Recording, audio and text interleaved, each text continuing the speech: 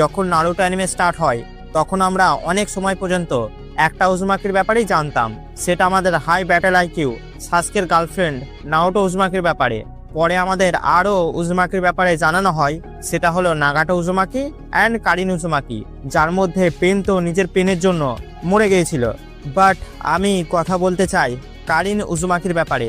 So যখন কারিনকে introduce করানো হয় তখন আমার বেশ ভালোই লেগেছিল, লাইক সোনাডে, বাট পরে সে ডাস্টবিন হয়ে যায় অ্যান্ড বাকি ফিমেল ক্যারেক্টারদের মতো সাসকের পেছনে পাগল হয়ে গিয়েছিল অ্যান্ড ইভেন সে সবাইকে ছাড়িয়ে দেয় অ্যান্ড নিজের বাইরে দেয়, আই মিন হাত, যাতে সাসকে বাইট করতে পারে।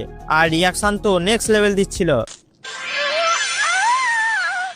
আমি আমার পার্সোনাল ফিলিংসকে সাইডে রাখি আর থিওরির ব্যাপারে কথা বলি। তো যখন কারিনকে ইন্ট্রোডিউস করানো হয় তখন অনেক ফ্যানেরা মনে করতো শোয়ের এন্ডে নারুটো অ্যান্ড কারিনের মিলন হবে, মানে বিয়ে হবে অ্যান্ড এমন করে উজুমাকি ক্লান আবার স্টার্ট হয়ে যাবে। বাট ভালো হয়েছে এমনটা হয়নি। যদি হতো তাহলে হিনাটা আকাতসুকি জয়েন করে নিত। Pero qué casualidad que hoy me mandan a realizar tareas, se me moja. A dirección se te moja la tarea.